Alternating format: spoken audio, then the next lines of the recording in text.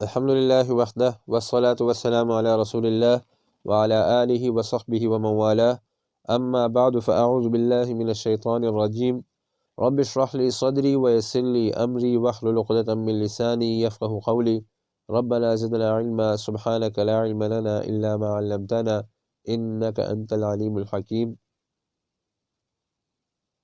اصول قرآن کے سلسلے میں ہمارے دوسرے قسم کے مقاصد شروع ہیں، اور اس میں ہم نے بتایا تھا کہ دوسرے قسم کے مقاصد میں دو باتیں ہیں، دعویٰ اور دلائل۔ پچھلے دروس میں ہماری دعوی کی بحث گزر گئی اور اس کے بعد ہم نے دلائل کی بحث شروع کی تھی۔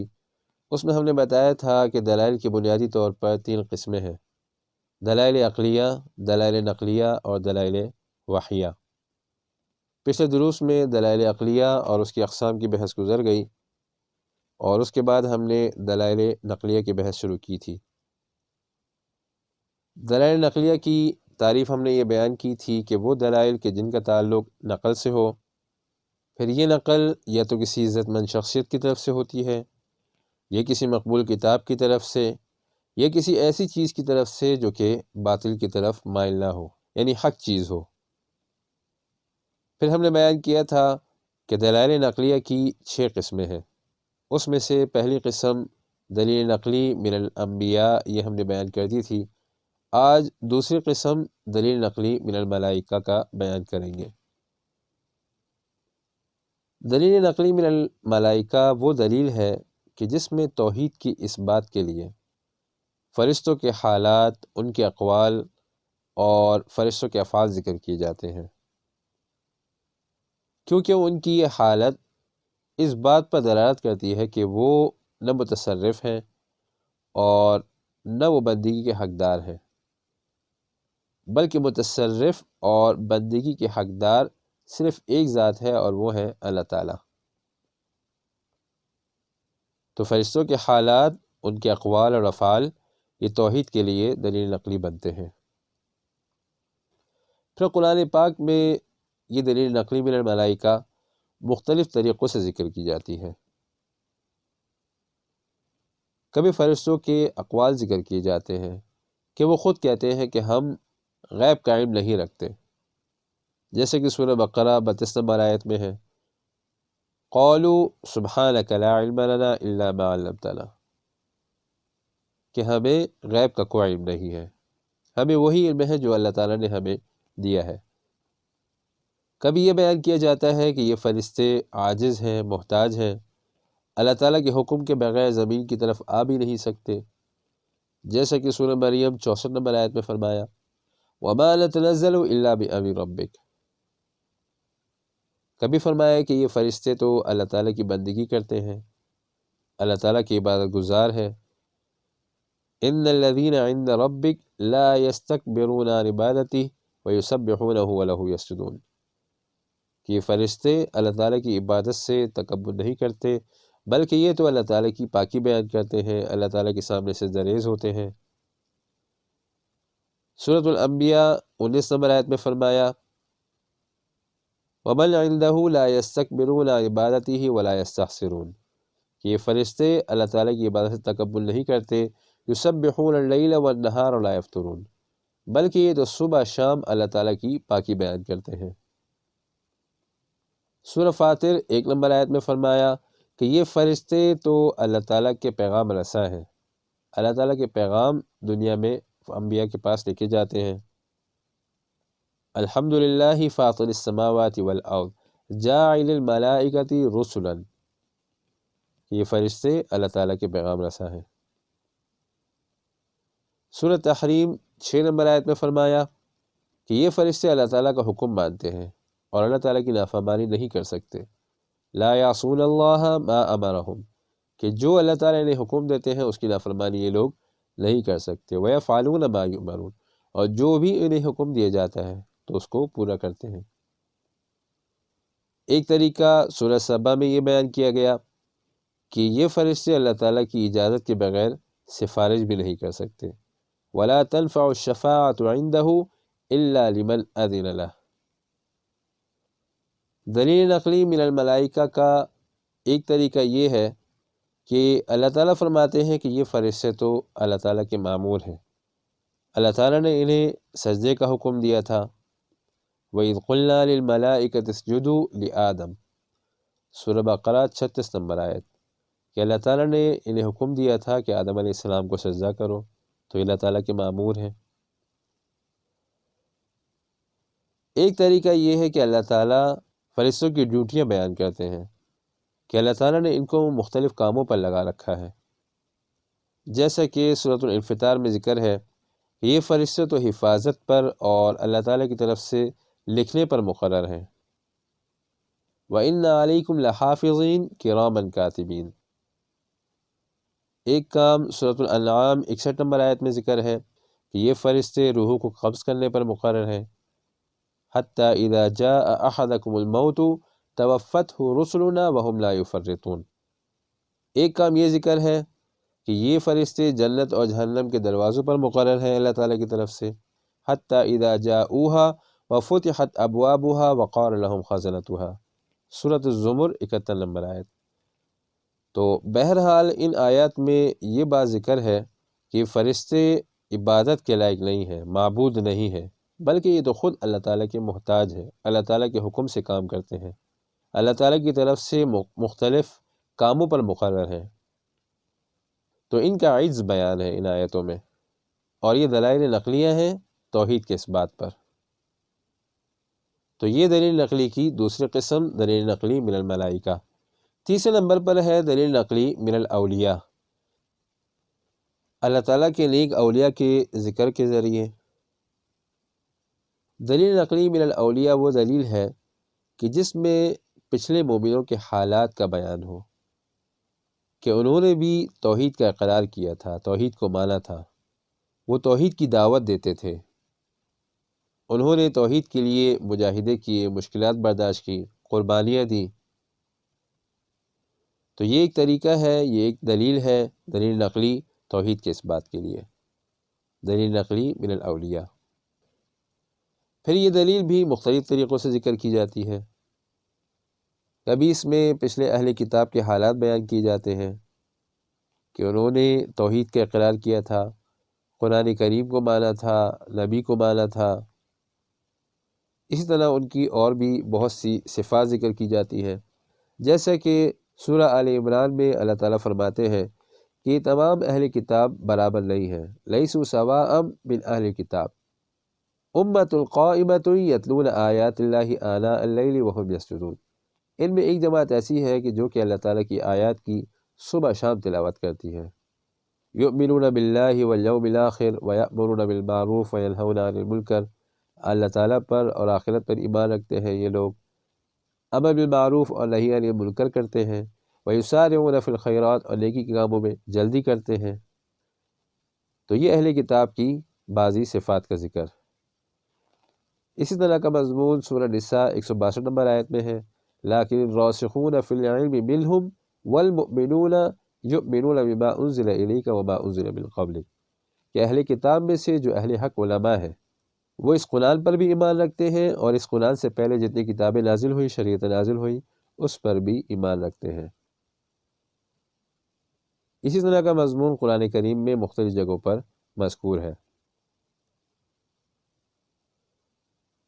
پھر یہ ذکر کبھی عمومی ہوتا ہے اور کبھی خصوصی ہوتا ہے کہ جس میں خاص لوگوں کا ذکر کیا جاتا ہے۔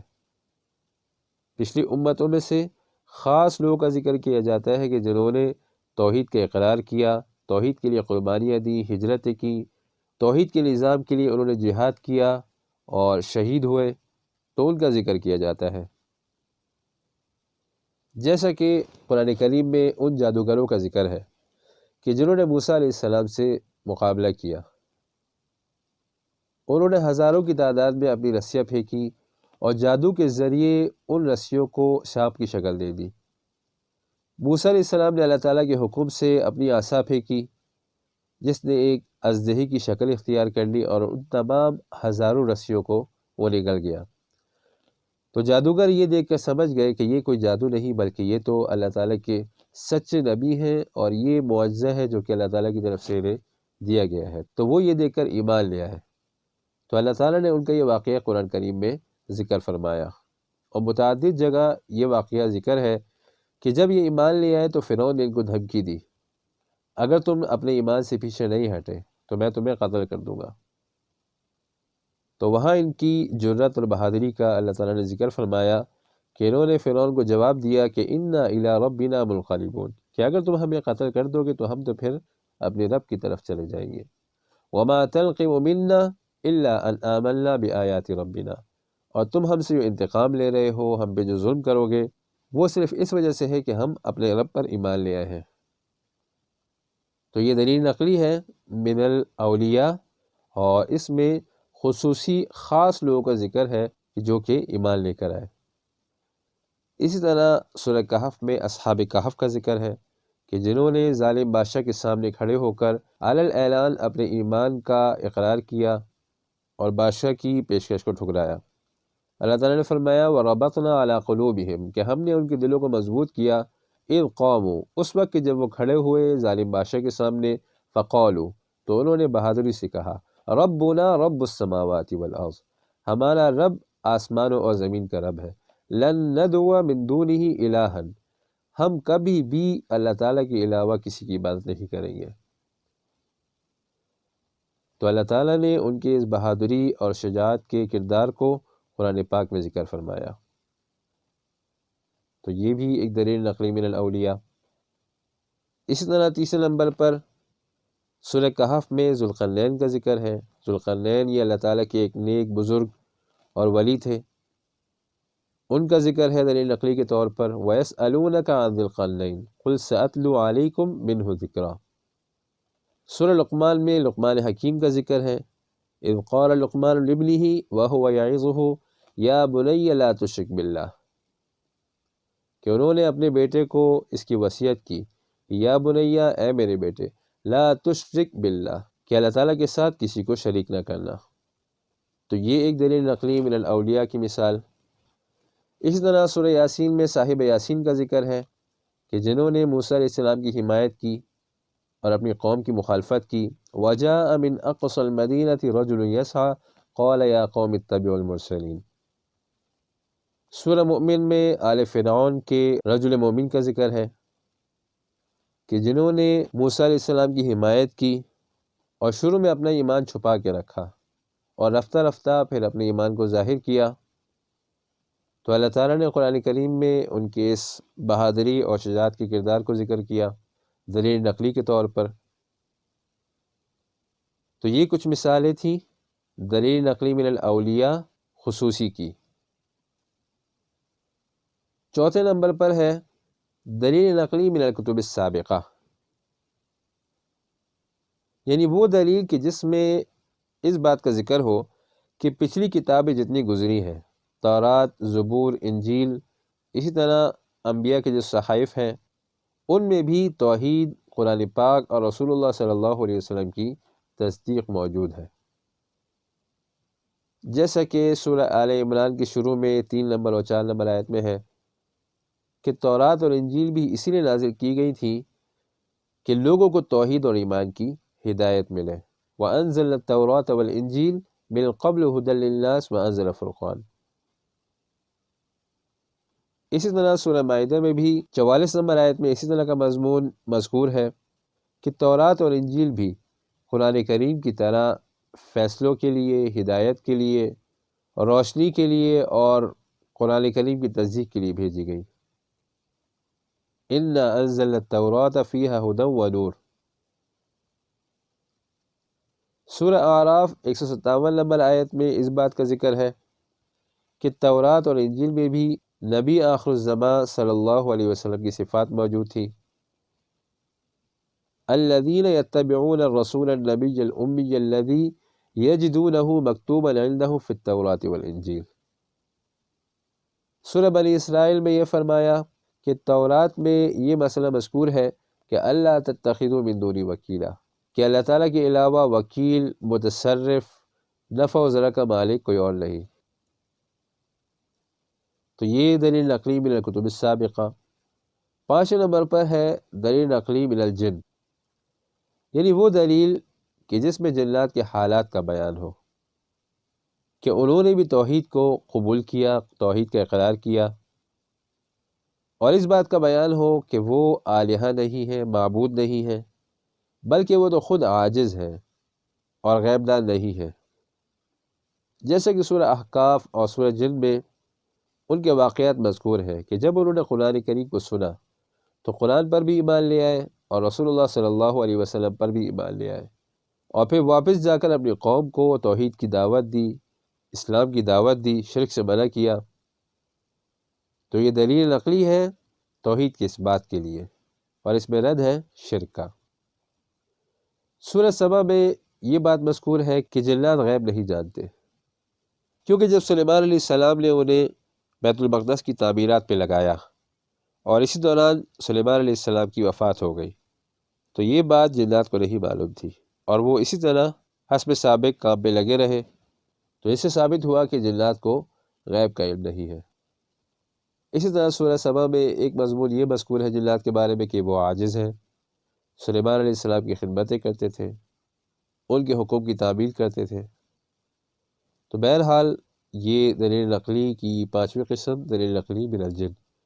چھٹے نمبر پر ہے دلیل نقلی من الوحوش والطیور، یعنی پرندوں اور بعض دیگر حیوانات سے دلیل نقلی۔ یہ وہ دلیل ہے کہ جس میں حیوانات کے حالات کا بیان ہو، کہ ان کا بھی یہی عقیدہ تھا کہ انبیاء علیہ السلام غیبدان نہیں ہے، اور جس میں یہ حیوانات بھی شرک کا رد کرتے ہوں۔ جیسے کہ سورہ نمل میں مذکور ہے کہ چونٹیوں کا یہ عقیدہ تھا کہ سلیمان علیہ السلام غیبدان نہیں ہے، کیونکہ جب سلیمان علیہ السلام کا لشکر آیا تو ایک چیونٹی نے دوسری چیونٹیوں سے کہا کہ اپنے گھروں میں چلی جاؤ، کہیں ایسا نہ ہو کہ سلیمان علیہ السلام بے خبری میں تمہیں رون ڈالیں۔ یا ایھا النمل ادخلوا مساکنکم لا یحطمنکم سلیمان وجنودہ وہم لا یشعرون۔ تو یہاں چیونٹیوں کا کیا عقیدہ ہے؟ وہم لا یشعرون، کہ سلیمان علیہ السلام کو اس بات کا پتہ بھی نہیں ہوگا اور وہ غیر شعوری طور پر تمہیں رون دیں گے۔ اسی طرح سورہ نمل میں ہدہد کا ذکر ہے کہ اس کا بھی یہی عقیدہ تھا کہ سلیمان علیہ السلام کو غیب کا علم نہیں ہوتا، اسی لیے انہیں مملکت سبا کی جو ملکہ تھی اس کے شرک کے بارے میں معلومات نہیں تھی، اور ہدہد نے آ کے انہیں اس کا بتایا۔ بہرحال تو یہ چھٹی قسم دلیل نقلی کی، دلیل نقلی من الوحوش والطیور۔ دلائل کی تیسری قسم دلائل وحیہ۔ اس کی تعریف پہلے گزر گئی کہ یہ وہ دلیل ہے کہ جس میں یہ بات ذکر ہو کہ یہ مسئلہ اللہ تعالی نے وحی کیا ہے، وحی کے ذریعے یہ مسئلہ بیان کیا گیا ہے۔ پھر اس دلیل کے بھی مختلف طریقے ہیں۔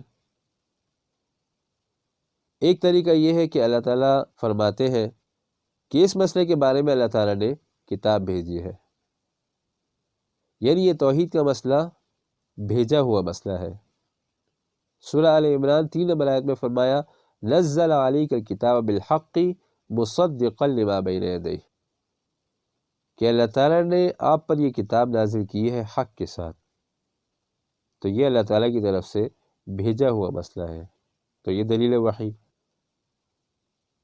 کبھی فرمایا کہ اس مسئلے پر اللہ تعالیٰ نے گواہی دی ہے، شہد اللہ انہ لا الہ الا ہو، کہ اللہ تعالیٰ نے اس بات کی گواہی دی ہے کہ نہیں ہے کوئی معبود مگر ایک اللہ۔ تو یہ دلیل وحی کا ایک طریقہ۔ تیسرے نمبر پر کبھی اللہ تعالیٰ نے فرمایا کہ اس کی وحی کی گئی ہے، اتبع ما اوحی الیک من ربک لا الہ الا ہو، کہ اس بات کی وحی کی گئی ہے کہ لا الہ الا ہو، نہیں ہے کوئی معبود مگر ایک اللہ۔